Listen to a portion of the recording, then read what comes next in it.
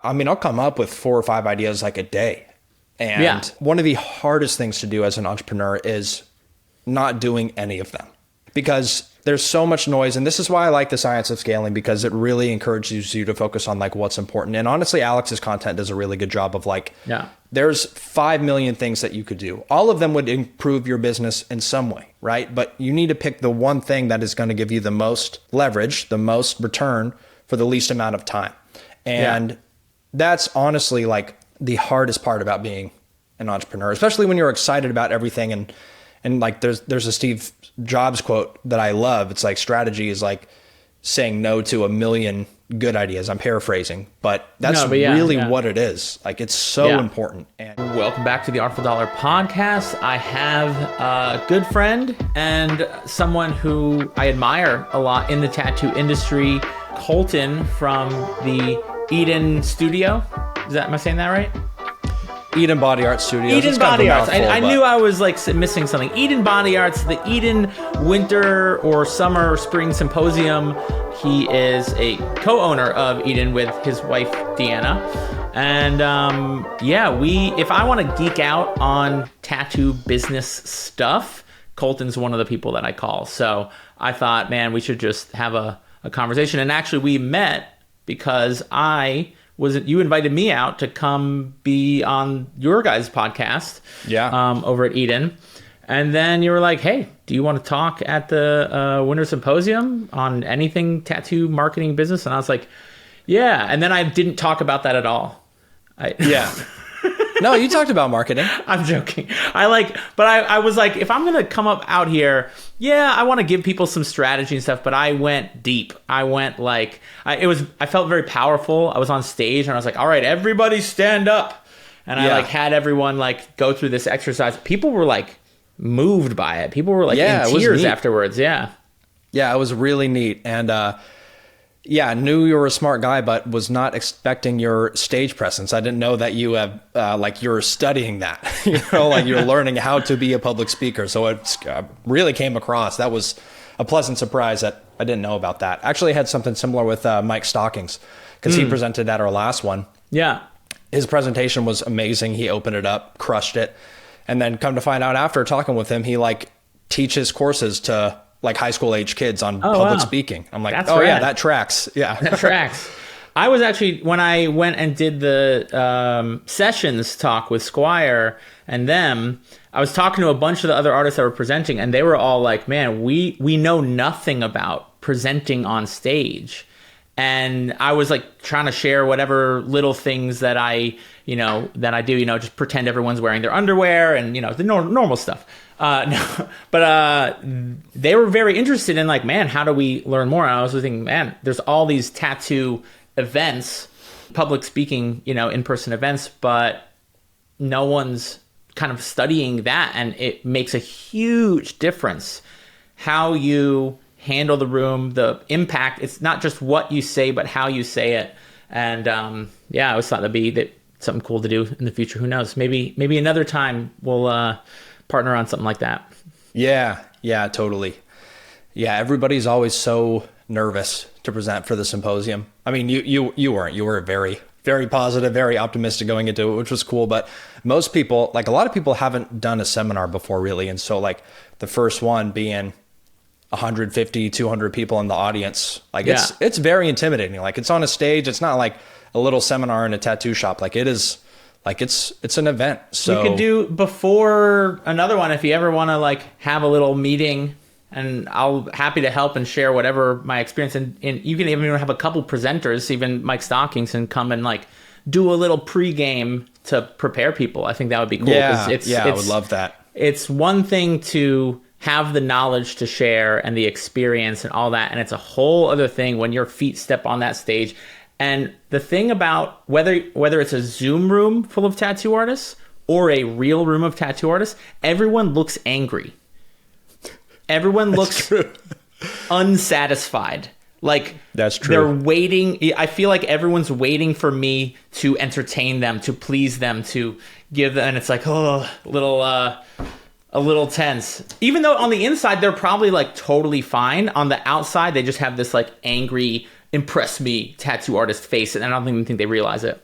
Well, I do feel like it makes a difference too when you're not talking about tattoos. You know, I feel like tattoo artists are adverse to that. And so even if they're not, being on the other side of it, you're kind of worried. Or like me personally, I'm like, yeah, I hope people like actually like are excited to hear this and care about what I have to say. And they are, you know, most of the time. But I don't know if you still have some of that after doing it for as long as you have.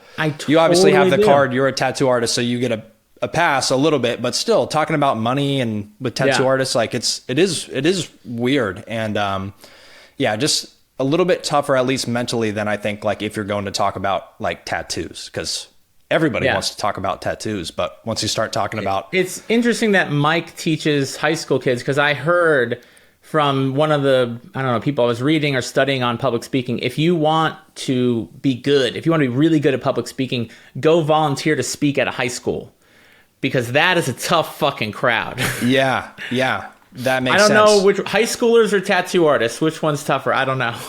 Well, I think with the high schoolers, you probably would get a little bit more of a pass because you're a tattoo artist. You know, if you walk in with face tattoos, they're going to be like, "Dang, this isn't the accountant coming to talk us about whatever." You know, exactly. So they might dig it, but yeah, for other people. Yeah, boring people. I think it'd be a lot tougher to go into a crowd of high school kids. And, Well, that in and of itself is just an interesting topic. You being a studio owner and you are not a tattoo artist. And that's actually something that's been a little taboo. Most tattooers, now obviously your wife, Deanna, is a fucking remarkable tattoo artist. And so maybe that's why you get the pass, right? It's like, I do think it is why I get the pass. Every once in a while I'll get shit about it, you know, some comment or something like that. And right. It really doesn't bother me, honestly. It's just kind of funny. But I think most people, because I'm married to Deanna, I get the pass. You clearly have a passion for tattooing and you have a passion for business. As far as I'm concerned, anyone that comes, and I worked at like street shops in New York City that would be owned by people that really didn't give a fuck about tattoo artists or anything. Were they tattoo artists themselves or not? No. They were not tattoo artists. Often you had a lot of like, you know, for whatever reason, there were a lot of like Middle Eastern or like Korean shop owners. I don't know why that was the case. It was just something, you know, I guess a lot of immigrants want to like chase the American dream and have their own business. And they saw like, maybe they thought there was high margins in tattooing. And that's why. But I have no idea.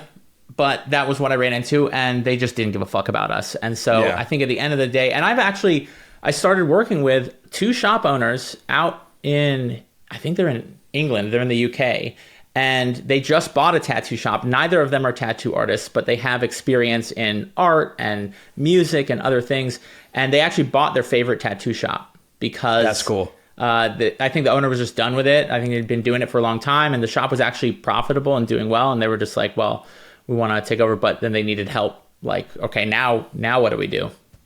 Yeah, totally. It's really interesting looking at the tattoo business from a set of eyes that are not mired in tattooing. And I think that's kind of what is needed a lot of the time.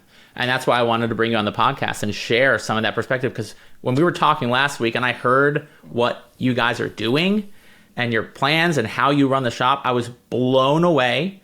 And I wanted to share it with this audience because I think they'll learn from it. But also, like, I don't even think anyone will try to do what you're doing because it's so much fucking work to do what you're doing. Even if we told everyone what it was, and we will, I don't even know. People are like, all right, you have fun with that, you know? Yeah, obviously.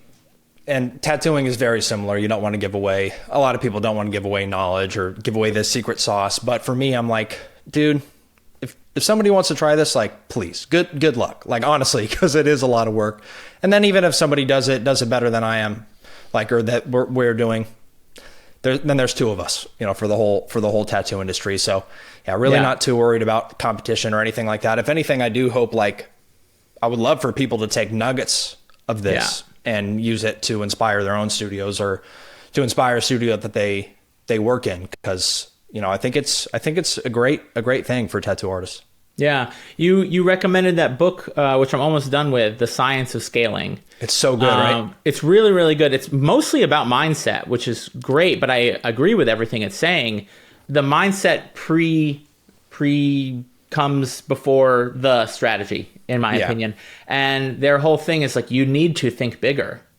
You're thinking inside of a box that you couldn't possibly accomplish anything. And that, in fact, and there's other books like 10x is better than 2x or something like that. Yep.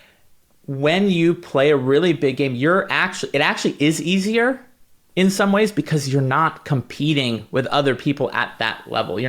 There's not many people trying to do what you're doing. So in some ways it's actually easier because you're playing such a big game and wanting to expand and open up multiple shops and hire the cream of the crop of tattoo artists. Like, yeah, there's not many people that are trying to compete with you on that. Yeah, totally. And yeah, if nothing else, it's just a lot of work. And I think I do have an advantage not being a tattoo artist, not because I know better than a tattoo artist. If anything, it might be the opposite. The fresh eyes definitely helps. Yeah. But honestly, it's just a matter of time. Like I know how much time that I spend doing everything, how much time the team spends. And I tell tattoo artists this all the time, but like if you're a tattooer, you own your own business and tattooing is a full-time job. Doing everything else around that to help you do tattoos is also a full-time job. And so I think that's one of the advantages that I have of not being a tattoo artist, just because I don't have to spend 40 hours a week tattooing, drawing, designing, all that stuff. And that's the case.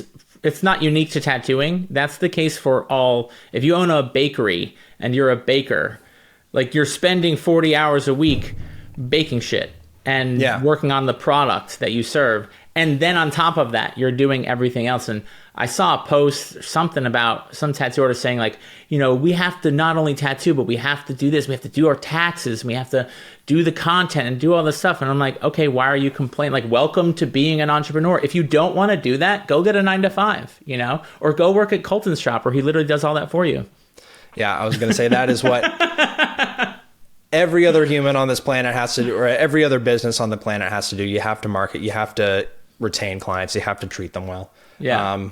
Unless you work in my studio, and then we handle it all for you. I think that is what is so unique about your studio is I've always said the shop owner, your clients are not getting tattoos. Your clients are doing tattoos and their clients are getting tattoos. And so 100%. What's the offer that you can create? And like, we're both big Alex Hormozi fans. We're both in the same coaching program, which is so fucking cool to be sharing this knowledge with you.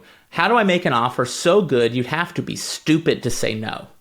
That's the mentality around it. And that's what you guys have created. Like, you really providing everything from marketing and all the admin stuff, the scheduling, so that your artists only have to do the one thing that they really love to do, which is drawing and tattooing.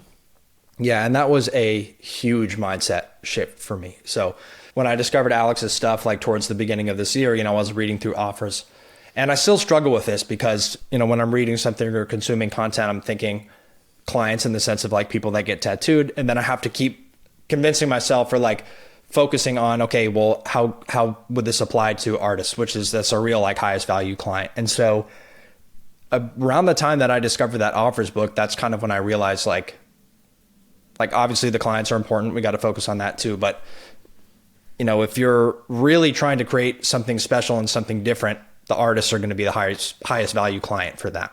Right. And, in that book, they also talk a lot about, the market that you're choosing. And not to say that people don't need tattoos, but when you're a tattoo artist and it's tied to your career and to your income, like you can make an offer that's a lot more compelling and a lot more unique too, because it's something that like people need arguably like more than they need a tattoo. So that was kind of like when I was reading that book, it was just a big mindset shift of being like, okay, this is where I can really have a competitive advantage in the service that we provide to artists, even more so than the tattoo clients. Yeah. I'm sure there's elements of what the shop, you help artists create an offer for their clients, but then you have to create the offer. So what is the offer? What do you offer? What do you have to offer, Colton? What's your offer that's so good I'd have to be stupid to say no to it? Yeah, so it's pretty simple. I mean, if you're a tattoo artist, you tattoo and we handle everything else. So like I said, if you're a tattoo artist, you own your own business. And so we're basically running the business for you. And if you do great tattoos, that's the biggest part of it, obviously. But then we fill your chair with clients. So get them in the door, do the consultations beforehand, the sales calls. I know that's kind of a foreign term with most tattoo artists, but that's pretty much what it is. But let's talk about that, for instance. So you have a sales team of people that are essentially having calls. It's not a tattoo consultation necessarily, but how does that process? I'm a client. I want to come get tattooed by someone in Eden. First of all, you showed me your form, which is brilliant. The submission form that you created, and what you did that I don't think any other tattoo shop or artist in the world has, maybe there's one else, is you have what's called a VSL in your form. It's embedded in the form. And for anyone out there that doesn't know what a VSL is a general term used. It's called a video sales letter. So, before video, there was just a sales letter. It basically told you who are you, that this is like, who is this for? What is it? And why would you want it? What value does it have to offer? And if you're interested in that, what next steps to take? But that can take so many different forms. And so you have a VSL embedded in. So then when someone goes to think about, okay, maybe I'll submit a request, they're immediately greeted with this incredible, welcoming, knowledgeable video that is creates so much more connection than if they had just filled out a blank form. And so that's one thing I was so impressed with. Thank you. Yeah, I think it's just one of those things that, and I think you even mentioned it the other day, we take these business courses and stuff like that. And, we have a pretty niche industry. So a lot of times it's easy to be in the mindset. And again, kind of my advantage from not being a tattoo artist and having preconceived notions of the way stuff has to go. It can be really easy to be like, I don't see how this would work for tattooing. But, I try to take a lot of those things and see like, okay, well, how can we adapt it to this? So that's one version. Also have a very similar concept with the residency and people applying for that. And it's been super helpful. Honestly, like one of the biggest things about it is just FAQs. So you're answering the most common questions that people have. And so that makes it so... People might hear video sales letter and they think it's like the sham wow guy, like telling you what you should get for your tattoo. Yeah, right? The infomercial. Yeah. That's not what we're talking about. So just remove that from your mind. No, it was a video of Deanna just being very informative. And it was like as if I was being greeted by the owner of the studio before ever having went to the studio. That's essentially what it was. And answering very common questions so that a big part of what causes people to not buy, people that are following you and they might even dare click on the link in your bio, which no one really does, but maybe they do. One of the things that stops people from purchasing is that they don't have enough information or they're not clear on the process. And so rather than try to figure it out or get the information, they just don't do it. And so that's what the VSL essentially does, is it creates easy, less friction in the buying process. Well, and especially with tattooing, because even if you have the most welcoming professional shop, you're going to the best artist, it's a big decision. It's a very permanent, it's an expensive decision. And so there's a really high level of trust that needs to be had. And this is why I think you do such a great job, like encouraging artists to be themselves, to make content, because you're building that trust. So VSL is also another way to just build a lot of that trust right at once. We're speaking to their biggest hesitations that they might have. We're filling them in on the process. Because a lot of times it's not necessarily that they have questions about the process, but they just don't know how it works. And so they don't know what the next steps are. So it's just an educational piece. And again, like a trust building piece, really. Yeah. I think there's a lot of things for tattooers that they think are obvious, but if it can be very difficult to get out of your perspective and into the perspective of someone that knows nothing about the tattoo industry, or maybe they had an experience at another shop and it was less than ideal, but they just think that that's the way it is now because of that one experience. There are questions that are on people's minds or concerns or pain points that you can really clear up in, like, I don't know, how long is the video in that form? Do you know? It's pretty long. It's like 9 minutes. Like, it's beefy. For VSLs, that's long. Yeah. I have some like 3-minute VSLs on certain things. I have 15-minute VSLs, 13-minute. 9 is, in the middle there, but that's great. And anyone that's thinking about getting tattooed, one, they might not watch the whole thing. But Yeah, if they do that I watch the don't whole know. thing, they'll be that much more sold. And you don't have a pixel that tracks the length of time that someone watches the views on your Man, one thing at a time. failure. One thing at a time. That's on the horizon for sure. Trying to implement so many 100%. things, but yeah, getting it scripted, recorded on there. That was a big hurdle already. So The hardest the hardest part about being a part of that group that we're in, the entrepreneur scaling group with Alex Ramosi, is that you're drinking from the fire hose. You're drinking from like 40 fire hoses. And it feels overwhelming. And I don't know if you feel this way. You probably do. I constantly feel like I'm falling behind. Do you feel that on a daily basis? Yeah, totally. I call them shower thoughts, but like when I'm at the gym or like when I'm getting ready for work, just like, I mean, I'll come up with 4 or 5 ideas like a day.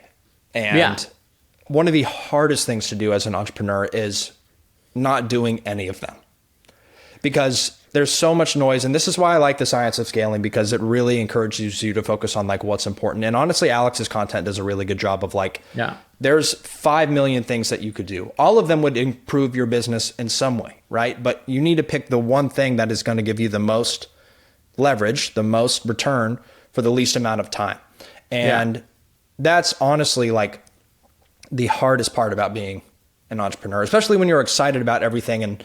And like there's a Steve Jobs quote that I love. It's like strategy is like saying no to a million good ideas. I'm paraphrasing, but that's really what it is. Like it's so important, and it's tough. It's really tough.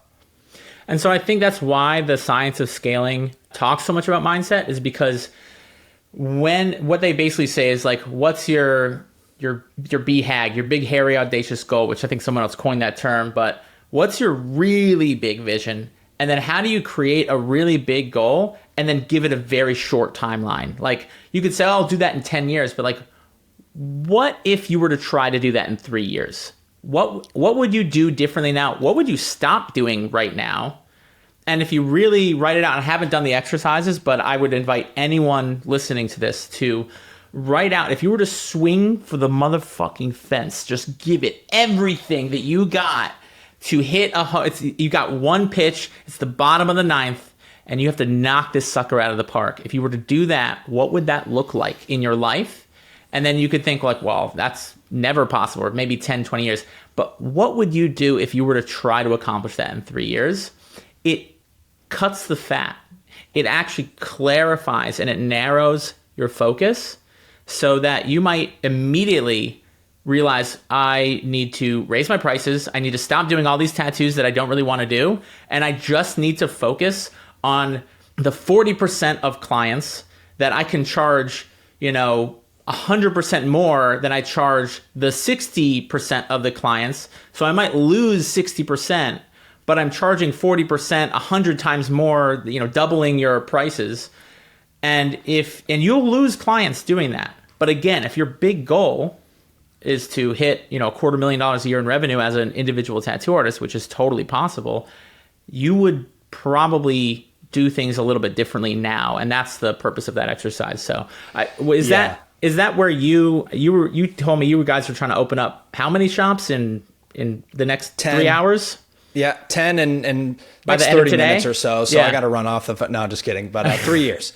Yeah, 3 years. Yeah. And that's a concept from science of scaling. And I think the timeline is so important, because if you have an indefinite timeline on it, even 10 years, like if I said I want to open 10 studios in 10 years, would that change anything about what I'm doing now or what I was doing before? Probably not, right? And then inevitably, like you never get there and you're focusing on the wrong things. But when you put a timeline on it, and 3 years sounds long, but it's very short. And Dr. Hardy, the author of the book, he does this thing all the time on our coaching calls when he's like, okay, what if you gave yourself to the end of the year to accomplish it instead of 3 years? And a lot of times the answer is, no, I would be doing the same thing, or it's not possible, which is great too. But when you put a timeline on it, it forces you to think about things differently, because if you really want to accomplish it, like you cannot possibly do it the way you're doing it right now. And so like you said, you have to cut a lot of things out. You have to filter the noise and cut out the stuff that's not going to get you there, and really double, triple, quadruple down on the stuff that is. It's kind of crazy, everything you're saying in this time where I think every week I see 3 posts about a shop that's been around for 20 years closing, or 5 years or 6 years. It's kind of crazy that during a time where we have seen more tattoo artists quit and close or get a second job than in the last 30 plus years of tattooing, that you're here saying, no, we're actually going to open up 10 shops over the next 3 years. Why do you want to open up 10 shops? Why do you want to do that? That sounds like a huge headache. Yeah. What motivates you? That's what I'm curious.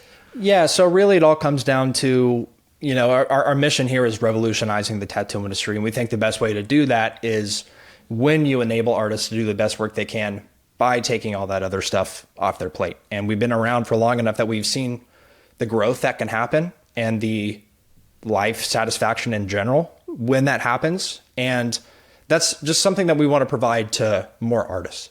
And so kind of going back to prioritizing, like a million ways we could improve the tattoo industry, right? No shortage of ideas, but this is something that we're already doing. And we think doing it with more tattoo artists, doing it really well and affecting maybe less tattoo artists, but more drastically, more dramatically. I think there's a huge ripple effect when you set a bar like that. Even if someone's not trying to raise it up to that bar, all the lower bars, they all raise up a little bit when someone says, hey, I'm actually going to set this really crazy standard. So I think there's a huge ripple effect from that. Yeah, completely. And I teach studio owners too. And not to say that nobody else can do what we do, because they can. But first of all, we've been doing it almost 5 years now.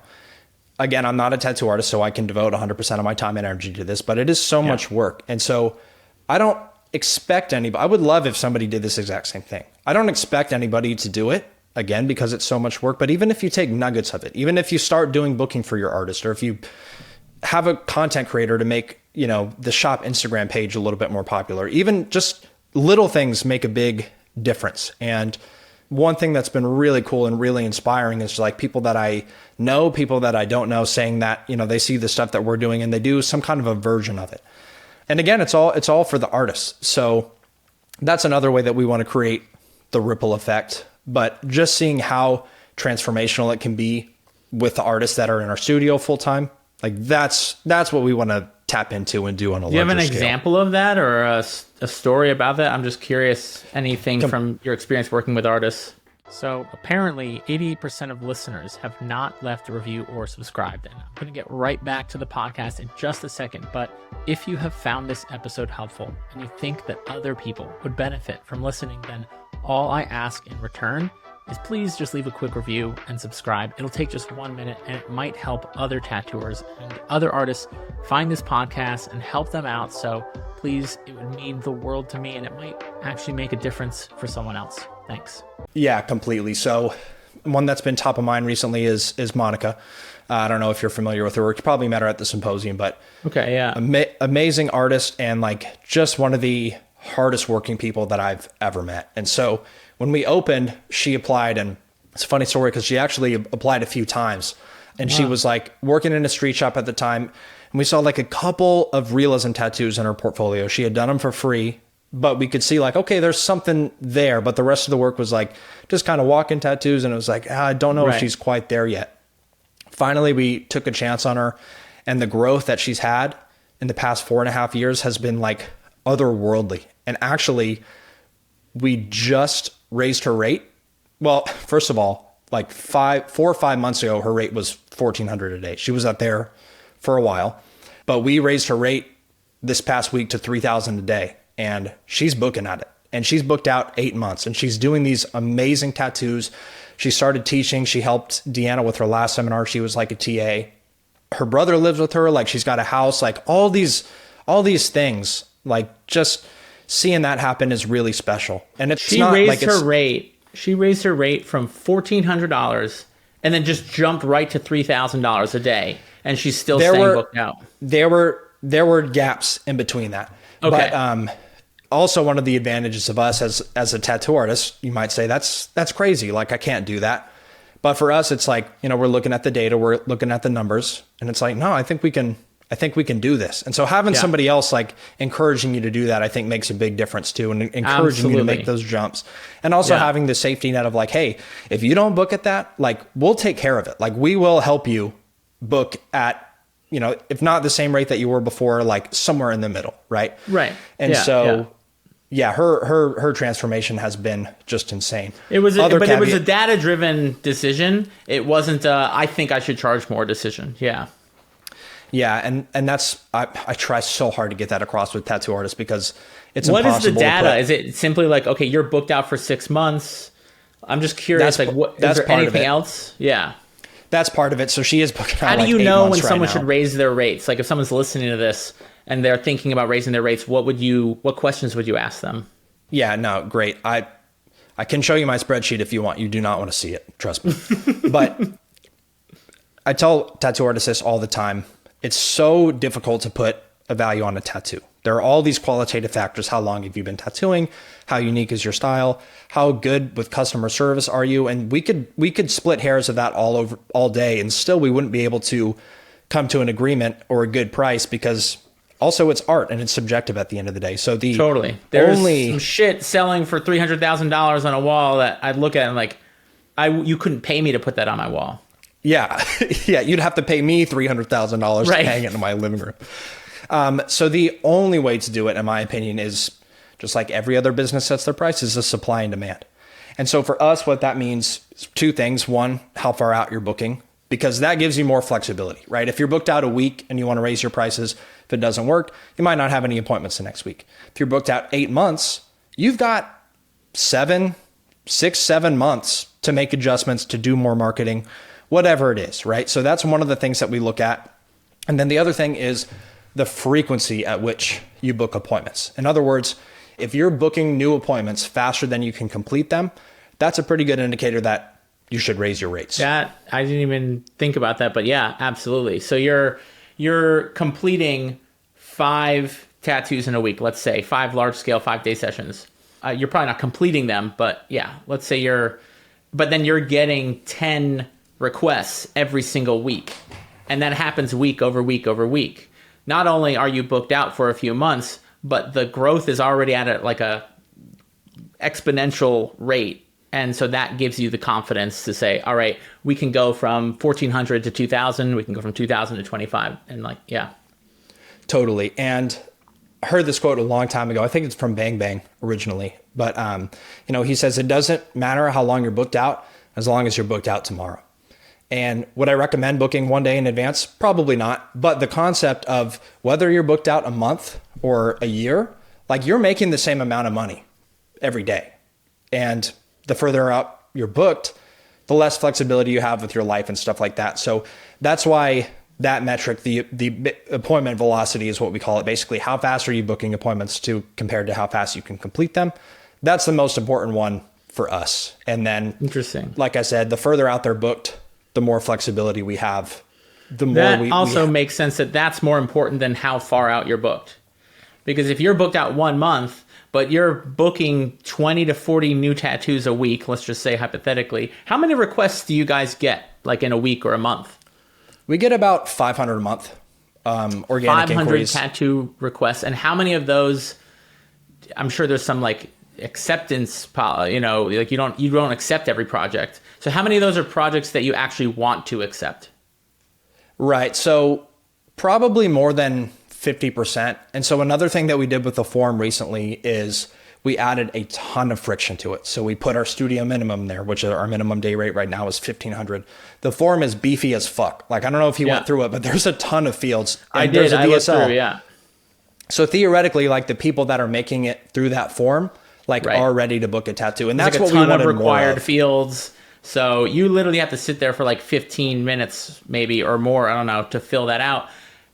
And that's because y'all are in so much demand that you actually want to create more friction on the front end to avoid what we'll call low quality leads in marketing. Yeah. Yeah, totally. And another key point of the whole rate raising and that concept and everything like that is one thing that we did recently is we brought our artists to 4 days a week from 5 days a week as far as like how much they're scheduled. So we've never put limits on time off or anything like that. And for the longest time, I was so worried about going to 4 days a week because I was like, if we want to keep revenue the same, we got to raise our prices 25%. And I didn't quite know what that would look like. And finally, like, artists have been asking about it long enough, and they were cool about it. Like, they're very patient, very respectful, but I was like, you know what? Fuck it. Like, let's just do it. Let's just try it. We can always pull back if we need to. So the caveat to the 14 to 3,000, another part of that is like, she's reduced the available appointments that she has by 25%. Less supply equals higher price. Exactly.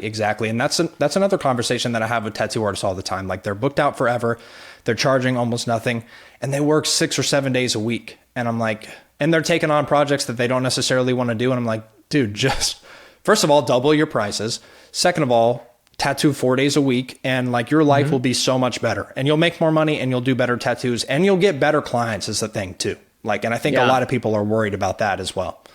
When you charge more, you get a way different clientele they're way more emotionally invested in the tattoo process than just a simple transactional, okay, here's my money, give me my tattoo. Yeah. And if you're listening and you doubt that, think about any walk-in specials you've done, or Friday the 13th tattoos, or free tattoos that you've done. Like, those clients, some of them are cool, but like, if you have problem clients, like, it's always for the clients that pay the least. And that's not the kind of clients you want, right? If somebody's paying $3,000 for a session, like, do you know how much they have to trust you and how stoked they have to be to get tattooed by you to spend that amount? And how much they'll follow the healing plan for that That's tattoo. true, yeah. They will follow that thing exactly as you fucking say when they drop $3,000 on a tattoo, yeah. Yeah, totally. So, yeah, that's just an example. Going back to your initial question of how people right. So they fill out the form, and then you email them, let them know like, hey, we're interested in working with you. Yeah. Now you hop on a call with you have a sales team. How many people are selling tattoos? We have 2 right now. When we open the new studio, we'll have to expand for sure. But right now, with the friction that we put in the form, the workload is pretty manageable for 2 people, which is also like something that we're trying to dial in, because this whole process is pretty new to us, by the way. Yeah, so sure. Prior to May is when we kind of first started doing it. We did everything through email, and it was still really good. Like, had good people, good customer service, knowledgeable people, and everything like that. But now what we do is, when an inquiry comes in, first of all, we text people right away, and then we're trying to get on the phone with them as soon as possible. And so it's not a consultation, but it's pretty damn close, because our staff, like, they know our tattoo artists really, really well. And so they can talk about it 95, 99% true to what the artist would discuss with that client. So we probably talk to 80% plus of our clients on the phone before they book. Right. I'm sure if there was a problem, the artist would let the sales team know, hey, you're communicating this, and that's not at all what I want you to say. And they would, it takes some time. And sure, that stuff happens, but you got to break stuff in order to build it back stronger. Completely. And, with the growth that we're going through, like, a lot of things are changing here very quickly. And, human beings don't like change in general, but I think what you said is so important. Sometimes you got to break stuff to build it back better. And so, when we first started doing this process of, talking to clients on the phone and stuff like that, obviously, like, if you're having a conversation with the client in real time, like, you have to know the artist really fucking well. And so, we've been through a lot of work to build the trust with those artists that come in to where they feel confident that they can be booked a lot of times without having to get involved in the conversation at all, which makes a big difference when speaking with clients, by the way. Yeah. And it just takes a while to build that trust. But like, once it's built, once those growing pains are done, like, the result is so much better for everyone, right? The booking team, the artist, the client, and just takes a lot of work. And so there are people that I'm sure get on those calls and then they don't book a tattoo. What percentage of people make it to that stage and then don't book a tattoo? So one of the things on the list is we've got like a close rate. So basically, like, 35 to 50%, depends on the week, of people that make it through the form, and it's going up because we beefed up our form, like I said, end Right. up booking. Within that, we need to dial in our metrics a little bit more of like, okay, of the percentage of people that get on the call, like how many of them are booking? It's definitely higher than that 35. Because there are people that don't 50%. show up to the call or don't take the call or... Very, very rarely. Okay. But not everyone will like respond to that initial response, which is crazy. Oh, I see what you're saying. So they fill out the form, you say, hey, let's get on a call, and they don't respond. But of the people that do say, hey, yeah, let's chat, roughly 35 to 40, you said? No, it's more than that. It's got to be 50%. It's more than that. Plus. Oh, okay. Yeah. It's got to be 50%, which in the world of sales is really, really good. Really good. A 50% close rate for a high ticket, and you're selling a high and expensive service, 50% is really, really good. And it's a testament to, one, the product, the service that you guys offer, and two, your ability to filter through people before they even get to that point and prepare them mentally, knowledgeably. What information do you need to make a decision on this call? And that's all. Yeah. That's all the business stuff that most tattooers, one, were never taught. Two, a lot of the time don't have the time to invest in that. And even if they were, it's like, what are they going to go listen to Alex Hormozy talk about, CAC and LTV? Like, it is hard to translate these things, but it sounds like you guys got a really great handle on how to translate all this business acumen to structure into the tattoo world. Because most tattoo shops aren't run like a business.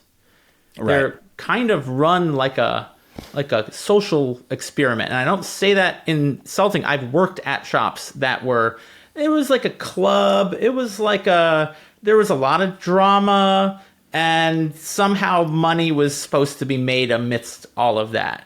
That's been a lot of the experience of shops that I've worked at. Yeah.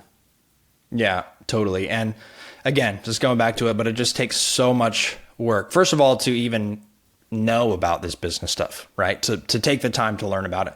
And then two, to implement it and to practice it, get better at it is just a whole nother thing. And so even with, myself, like I don't have time to do all this stuff, which is why we've hired sales reps. We have a leadership team in place now. So, in addition to me and the people on the phone, like we have a sales manager that's listening through these calls, coaching the reps, looking at the stats. And like, it just requires so much time, so much resources, and it's taken us a long time to get to that point. Like this is a lot of this stuff is relatively new for us, right? And so also, how much have you invested in your own education to learn from other people on how to do this? Tens of thousands, getting up past 100,000 now. Yeah. Right. From people that have done it before you. Because if you were to try to figure all this stuff out on your own, would you be doing what you're doing? Yeah, absolutely not. Yeah, absolutely not. It's just no way. And or at least to the level that I'm doing it at now, right? Yeah. And, I think this is, kind of goes back into setting those timelines of like, there are ways to shortcut your learning. Yeah. And also just bringing people in that know about it already. Like who knows? Right. There's no shortcuts in doing the work. The work, like Hormozy said, the work needs to be done. Someone's got to do it. But there are shortcuts in learning how to do the work. Yeah, 100%. Yeah.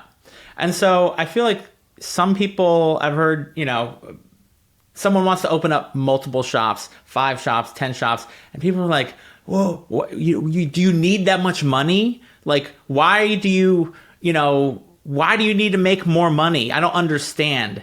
And what I want to get across, and I'm sure you do, is like, you would not do this because you're motivated by money. That's not enough of a motivator to go through the hardships, the stress, the sleepless nights, the panic moments when something isn't working right and you got to fix it immediately.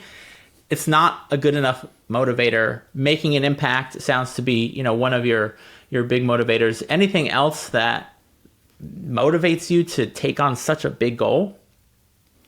Yeah. I mean, really just tying it back to the artists and just seeing, the difference that we can make in their lives. Like that's all the reward, in the world for me. And there are a ton of other ways that I could make money, and I feel like when you're just chasing money, especially when you're doing something that's hard, like this is very difficult. Like the money isn't enough of a motivator to do it and get it done and like to keep growing, right? So for me, I'm motivated by the environment that I create in my studios, the work that I can do with artists, and hopefully the money will come at some point. That's part of it, right? The more work you do, the more impact you create, the more opportunity you have for that. But for now, like I'm solely focused on growth. And just about everything we make is put back into the current studio, or now in this case, the next studio. That's another Hermosa thing. He's like, for the first 5 to 10 years of you building something like that, like you're not really taking a crazy profit. Like I pay myself from my company enough to like get shit done and like pay the bills and save for retirement, all those like necessities, but I'm not like fucking balling on private jets or buying expensive car. Me and my wife are going to buy a new car. We're going to buy a used car, and we're looking around for the right deal. And it's going to take us, 2 months to figure that out. We can't just roll down. But I also feel I've talked to a lot of artists that they're like, oh, I don't do this for the money. I do this because I love tattoos. And I want to challenge that, because I don't think there's anything wrong with wanting to do something for the money. It's a part of why you're doing it. If you weren't doing it for the money, just tattoo for free. Just go do all the tattoos you want for free. There's nothing immoral or wrong to be motivated, because for me, all money represents is freedom and opportunity. It's freedom. And that's all I want in life, is I want to create the freedom to spend my time with who I want, how I want, doing what I want, where I want, whenever I want. And I'm not there yet, but I'm motivated by that, and that inspires me, as well as the impact that all this work, the podcast and the work we do, and makes on artists. And if it wasn't for those two things, it wouldn't be worth all of the heavy load you have to carry. Right. And I do think a lot of artists have that mindset, which is very, very noble, like very admirable, like really, really respect that. And, I'm very similar, and that's not my main motivator. At some point, I do think you have to make some money, if nothing else, so you can have the freedom, right? And so this is a conversation that I have with shop owners, and I've really dialed back from the teaching that I do with shop owners, but I have done a lot of it. And you have so many shop owners that, when they open a shop, they're like, I don't want to make any money. Like, I just want to have a cool space for artists to work. And I'm like, that's really cool. That's awesome. What happens is you do that for 3-4 years. You're working harder than you ever have before, because now you're running a shop and tattooing, and you're making nothing. And it's like how long can I do this to where I can keep giving and not getting anything back? And so it does come into play at some point, I think. Yeah. The business owner, they assume more risk than the artists that are there, because they've put money into this project that if you want to dip out or you want to go move to another country, you can do that. They can't do that, and they're assuming that risk. And so anytime you assume any amount of risk, you should always have the opportunity for a reward that matches, that. And what businesses are usually looking for is, how do I find where there's more opportunity than the risk I'm taking? That's an ideal opportunity. But at the very least, I want a reward that is comparable to the amount of risk that I'm taking. It really doesn't make sense to take on the risk of owning a tattoo shop without the shop itself profiting and you receiving some of that profit. I don't really see how that makes it, but I get the mentality behind it. Yeah, totally. And I mean, just like anything else in business, I think it just goes back to value. If you're providing a value to someone, whether that's the tattoo client or the tattoo artist, like there is some exchange there that has to happen. And I do think shop owners should be profitable. I don't think you should do it for the money. That's not why I do it. But at some point, like, you deserve to be compensated for the work that you're putting in. And Absolutely. If you're providing a valuable service or making artists money, or even just improving the quality of their life, their day-to-day, whatever it is, like, there is some value that you need to be receiving from that, especially if you're going to do it for years. Right. If you just do it for the money, you're going to have a terrible fucking shop. No one's going to be happy and you're going to be miserable. If you don't do it for the money at all, you're going to be miserable, and eventually your shop's probably going to close because you're not going to be able to carry all of the weight, all the risk, all the responsibility for decades on end. It's going to impact your artists. It's going to impact so many things. So going to either one of those extremes absolutely is not going to serve you or your shop or your artists at all. I'm going to get right back to this podcast, but just a quick marketing tip that most tattooers don't know is studies have shown that at any given time, roughly 3 to 5% of your Instagram followers are ready to buy from you right now, and another 20% would likely buy from you in the next 6 months. So if you're a tattoo artist with over 1,000 followers on Instagram, you're probably sitting on a ton of potential clients that you're just not tapping into. So I want to show you a repeatable process for gaining more followers and turning them into clients quickly, often within 24 hours. If that sounds interesting to you, just hit the link in the caption below, schedule a one-on-one marketing strategy session, and as soon as you book it, I will immediately send you a pre-session assignment to do. You can start doing this today to book more tattoos before your strategy session. Now, I do charge a small fee for this, and I'm going to give you my 10x guarantee. You might be wondering, what the fuck is that, Ryan? So basically, if you don't feel like this assignment and the one-on-one session was worth 10 times what you paid for it, I will give you a full refund. No questions asked. You have nothing to lose. I know as soon as you do this assignment alone, you're going to know that it was worth 10 times what you paid for it. I've already had hundreds of tattooers sign up and tell me that. So if for any reason you are not satisfied, I'm happy to refund you. Now, if you're not willing to step outside your comfort zone when it comes to social media marketing, this is probably not for you. But if you're tired of struggling on social media and you want a repeatable way to attract new clients during any season, then hit that link below, get all the details, and schedule a marketing strategy session. All right, back to the podcast. Yeah. And for me, like, again, reinvesting pretty much everything back into the shop, back into the artist. It's like, I know that the more profit we make, the more artists that we can help, and the more that we're going to have to reinvest back into them. And again, it kind of goes back to the shop owner thing. Like, if you are making nothing, like you don't have any more to reinvest, right? You're at your ceiling right there. So if you want to make moves, if you want to hire people, if you want to bring in better clients, like you're capped, because at the end of the day, even if you're not doing it for the money, like money is in everything. Like, you can't do anything without money. It is like, it's just a part of our society. It's fucked up. It's a part of the game. I don't even look at it as fucked up. I'm like, all right, it's a part of the game. If I try to play the game and ignore this fairly important part of the game, I'm not going to have fun playing that game. I'm going to be at odds with the dynamic, the rules of the game. So my philosophy is like, well, let me play the game the way the game is intended to be played. Let me learn the rules. Let me learn the skills. And then I just have fun doing it. And believe me, there are moments of stress. And I was actually going to ask you, over the last 5 years, have there been moments where your fucking stomach just hits the floor and you like stare into the black void, or as Elon Musk says, stare into the void while chewing broken glass? That quote, you can think whatever you want of Elon, I'm not, but that quote so accurately embodies the feeling of being an entrepreneur. Have you felt that? 100%. And yeah, maybe once a week, but maybe once a week. Yeah, that's if you're doing it right, at least once a week.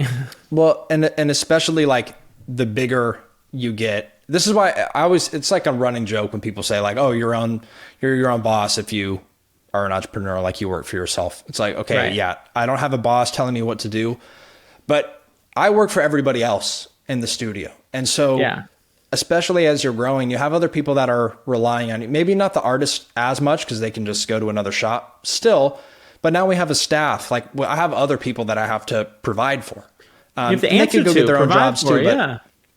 But it's like, it's a big deal and it means a lot to me. And so that's like the stomach dropping moments. Like, that's always the first thing that I think of is like, I got to make sure that everybody is taken care of, you know? Yeah.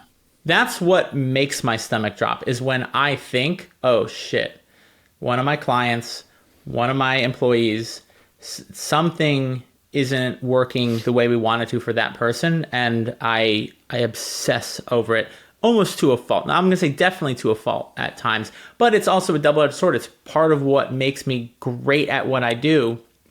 Exactly. The root meaning. So my dad is really into etymology and the roots of words. The Indo-European root meaning of the word passion means to suffer. So anything you're passionate about, you will suffer about it. And the more passionate you are about it, the more you will suffer over it. They go hand in hand. Yeah. Yeah, 100%. Cursed with passion for something. Yeah, for sure. No, the more you care, like the more it hits you when something doesn't go right. And I think little things like just fucking weigh on you. Yeah, and I think that's like one of the things about being a business owner, being an entrepreneur that people don't talk about very often is like how hard it hits you when something doesn't go like how you're hoping it goes. Not only for the other people involved, but if you're putting 40, 60, 70, 80 hours a week into something and you live, eat, shit, breathe it, you have a lot of pride. And so if something doesn't go according to plan, like it's really tough. It's really, really tough. And on the flip side, when things do go really well, I mean, maybe it's different for everybody. I don't know if you're this way, but I'm like, okay, cool. I did that. Like on to the next thing. It's hard to be like, yes, this is awesome. I don't know. Do you feel that way? A motto in our company, and my wife is, the COO, and all of our coaches, employees, everyone, assistants is today we start at zero. Every day. Today we start at zero. Whatever we did or didn't do, all of our wins and our losses from yesterday, we're starting from zero today. And it's meant to go both ways. It's meant to, like, if you had a really rough day, well, you know what? Tomorrow we start at zero. You had a really great day, well, tomorrow we start at zero, Yeah, I love that. Yeah. Has the mental suffering of being a business owner, have you found God yet? Has it? For me, the only way that I personally, and I don't really care what anyone's belief systems are, but for me, I found it, like, it drove me to, like, seek a better relationship with some sort of higher power that I don't fully understand. Yeah, no, that's interesting. Hasn't happened to me yet. Yeah, it will. Haven't got there. I think if you stay busy enough, it's hard to even be like, right, who do I go to? It's more like, okay, well, I got to do this thing. you know?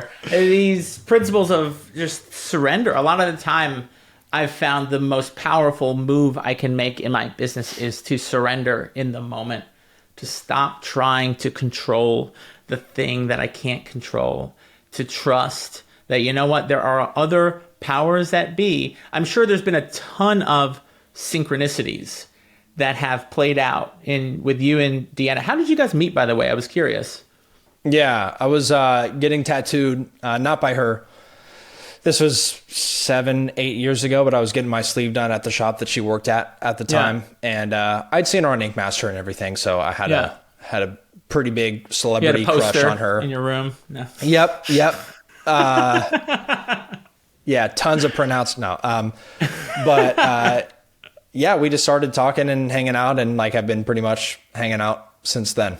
But like, if you hadn't gotten tattooed at that shop, if you had gotten tattooed at some other shop, right? All these wild synchronicities that play out over and over and over again that are not in your control or my control. And I actually feel like I trust on the things that I can't control, the unforeseen things that will happen in those moments where my stomach's hit the floor and I'm like, oh my God, this is it. We're over.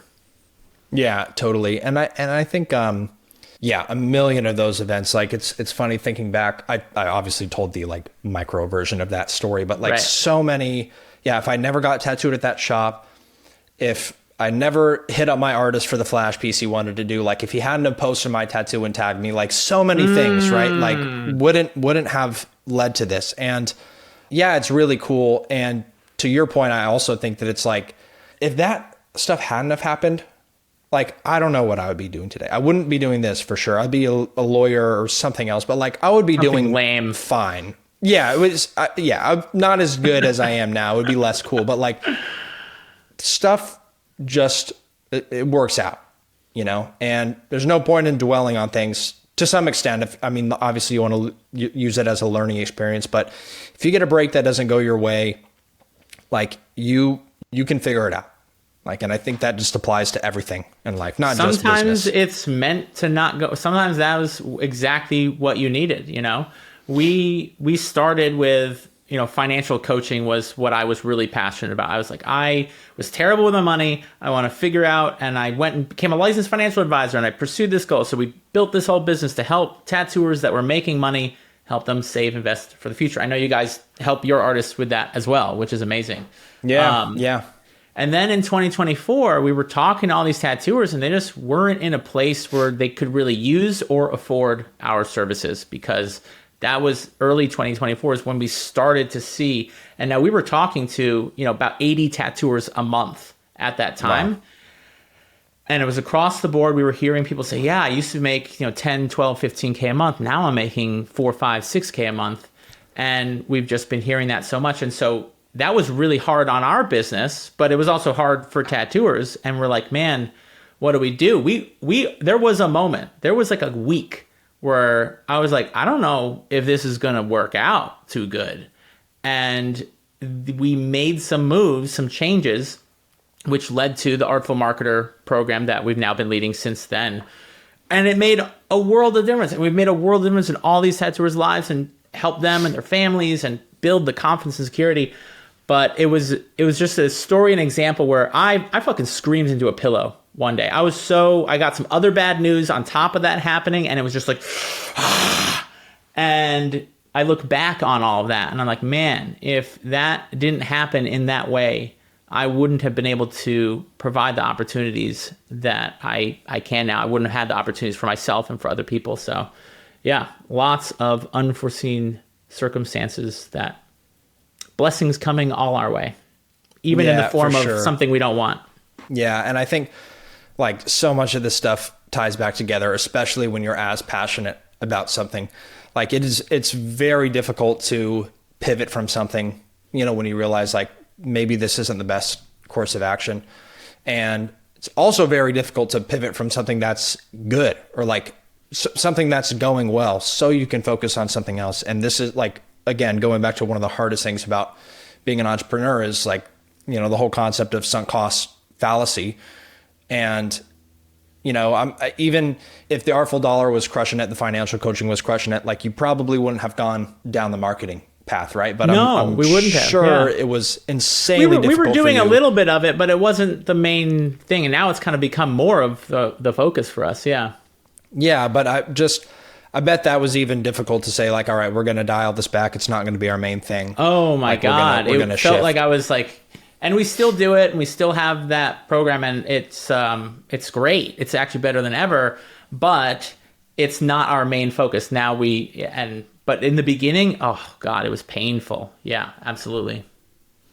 Yeah. Yeah. And you just have again, passion and suffering, right? You have so much built up. It's your baby. Like you've spent years, countless hours on it. And yeah, it's really tough when, you know, you have to shut something down or pivot or even just take a step back from something because like you're so invested into it. Yeah. Yeah, dude. There was something else I was going to ask. I can't remember what it was. What do you do for fun when you're not crushing it in the tattoo industry? Fun? You know, it's this concept. So basically you do something without the intention of improving or bettering or growing in any way, shape, or form. Novelty. You understand? No? Never mind. Next question. No, just kidding. I feel like that's tough in and of itself, right? I do things for fun sometimes, but I'm honestly just trying to work less because I've been doing so much for years, and it's hard. It's hard to find time outside of that. Obviously, love my wife, so generally when I'm not working, I'm spending time with her. Try to be good about my health. So I go to the gym in the morning 4 or 5 days a week. That's wow. is pretty much a non-negotiable for me. Yeah. Other than that, during the fall, I'll let myself consume. Yeah. I'll call it an unhealthy amount of football. Yeah. Oh, football. Okay. Football. Where do you think I was going with I was like, what are we consuming? An unhealthy amount of drugs. Nothing fun. Yeah, I get really into fantasy football in the fall, and that's my little treat to myself. Got it. Yeah. When I was out in Dallas visiting you guys, I had to hit the sauna. That's my my space, my unwind, space. I need it's one of the only times I can truly shut my brain off. Because outside of that, sometimes I play video games. That's helpful to shut my brain off. But it's just cranking all the fucking time. And if I don't create that time, do you have anything you do to shut it off? Yeah, video games sometimes for sure really helps a lot. I've been playing Madden. The college football game recently. But I'll go through phases where I'll pick up something and I'll play it. I mean, I don't have that much time, but a couple hours a day. Yeah. For a while, and then I'll pivot to something else, or I'll fall out of that. I'll have the same thing. I'll go hard with video games for a month or two, and then I'll completely drop it. I wasn't playing it at all. It'd be weird. Honestly, that is probably, unless I'm consumed in a really good TV show, that is probably one of the only things that I can do where I am not thinking about all the other shit that I have to do. Right? I'm just focused on something else. And even I think it's important to give your brain time to rewire all those things. It's like growing a muscle. It's stressing out, it's working, and then shut it off so that it can continue to heal and grow. Yeah. Yeah, it's super important. And even going to the gym, like I was saying, I'm working out, but I'm still thinking about work constantly. That's when I come up with ideas and stuff like that. So even just listening to Hermosi podcasts while I'm fucking working out, Yeah, pretty much. I'm pretty good about not listening to podcasts, but still, I'm jotting down notes the entire time that I'm working. I'm trying sending to get myself ahead voice on the notes day. and things. Yeah. Yeah, exactly. But yeah, I do think it's super important to have something where you can unplug and just be present with something else. Yeah. I think it's okay to be obsessed. It's okay to be a complete fucking psychopath about your goals and dreams. I want to normalize that because I think that actually gets there's a lot of stigma around being completely, absolutely, totally, 100% consumed and obsessed with your goals and dreams and the impact you want to make. And I did a post today about that. I'm like, people will judge, people will hate, especially when you're doing something like what y'all are trying to do is really set the bar, change the industry. Do you guys get any hate emails, any comments, anything you got to? Not really, right? That never happens. Very rarely. I mean, TikTok, YouTube is a wild place. It's a wild place. Yeah. Every once in a while, somebody will have an opinion on a tattoo or something like that. But no, I mean, I feel recently, I've been very fortunate. Have not been getting many bad comments or anything like that. It's daily for me. Yeah, it becomes a game where I'm ooh, what's the fun, weird way? A lot of time I just tell them to bless their heart, but sometimes I'm ooh, how can we? It's a puzzle to solve, Yeah, to be fair and to be honest, I am so bad about posting on my personal page, so I'm not putting myself out there. Right. Very often. You're putting yourself out there every day.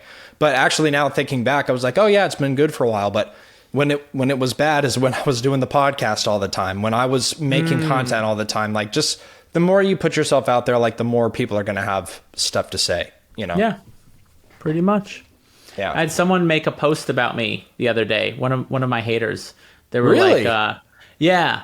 And they were she was for Halloween, I'm going to make a flash sheet that's just Ryan Roi trying to sell his tattoo financial stuff to you.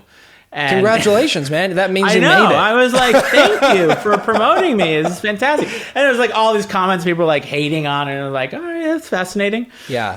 No, this is actually a really good point. I almost made a post about this the other day and got busy, obviously. But when you posted a Threads post about how oh man, I forget what it was exactly, but people complaining about, Oh, I think it was people are about always like the complaining tattoo. I was like, stop saying the tattoo industry is oversaturated. Was that it? Yes. Yeah. Yeah.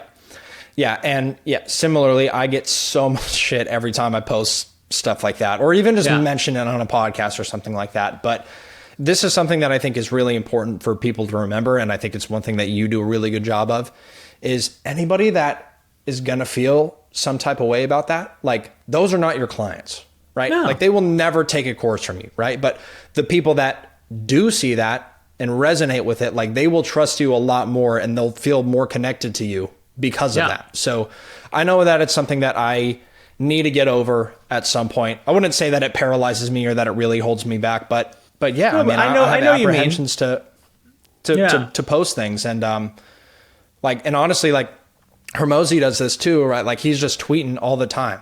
And so I'm like, oh, I could go on Threads. But anytime I go on Threads, I get people calling me dog shit. And it's like, yeah, I don't feel like touching that right now. It's like, maybe I'll get back into it at some point. The haters are the loudest ones. Yeah, but absolutely. So many people, there are people that don't follow me, that don't like or comment on anything, that have become clients of mine. And I'm like, you must have been watching, but for some reason you weren't. But like they were watching, they were seeing. So I think there's a lot of people that either for whatever reason don't follow or engage necessarily, but they might consume your content or other people's content. And people are looking, people are paying attention, whether they show it or not. Yeah, totally. And I think it just, I mean, honestly, like a big part of it is just the way social media works nowadays. But like you're seeing so much stuff from people that you don't follow all the time.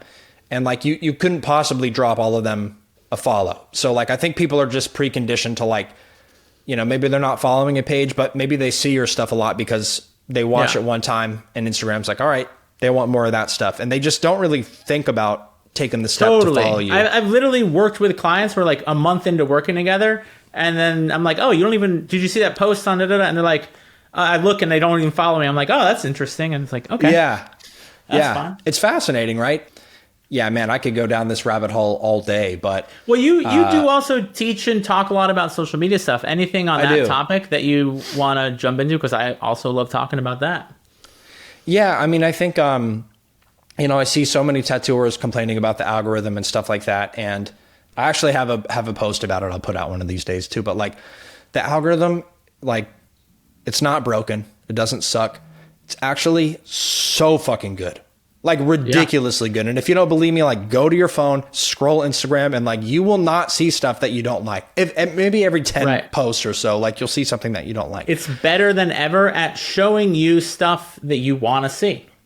Exactly. And so if your stuff isn't getting seen, it's because no one wants to see it.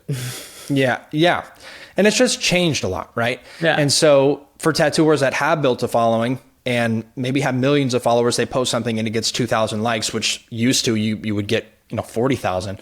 Right. Kind of sucks for them. But for the flip side, like people that don't have a following, it's easier than ever to build a following. Oh yeah, it absolutely is. Yeah. So there are ways to use it to your advantage. And I don't think it's something to complain about. Like you just got to find the angle. You just got to find what works for you. The complaining in general, I honestly don't understand complaining, period. Like once in a while, I do need to vent about stuff. And like I do it to like my wife. But like that's it. I don't complain in public because the truth is I don't have problems in my life. I have breakdowns. I have shit that ain't working the way that I want it to be working. But I don't have problems. I just have opportunities for breakthroughs. So, okay, the algorithm changed. A lot of people are not going to adapt to that change. And so what you have is an opportunity that you can take advantage of and have a breakthrough. That's it. There's no problem. It's just a matter of what perspective are you looking at it from? Yeah. And even you saying that makes me think back to the whole like competition aspect of like, like a lot of people are slowing down, like, and we're trying to like expand. Well, I know a lot of people's reaction to stuff like that is to just be upset about it and not do anything. So like that is like, if somebody else or if an industry is suffering or going down, which the tattoo industry is growing by the it's way. It bigger doesn't than seem ever. like that, Yeah, but it is like, right. if you do the things that other people won't do because they don't have time or they're bitching about it or they just don't like it, like there is opportunity there. And there's opportunity to stand out, whether that's social media, opening 10 shops, doing right. It would a be unique style of really, tattoos. it would be really dumb of you to open up 10 shops in a dying industry. I don't recommend you do that. Yeah. That would be a I dumb wouldn't do it. decision. Yeah. Yeah. I'm sure there was other data-driven decisions that happened in the idea of, oh, well, let's open up 10 more shops. Probably that's something you would do in a growing industry. Yes.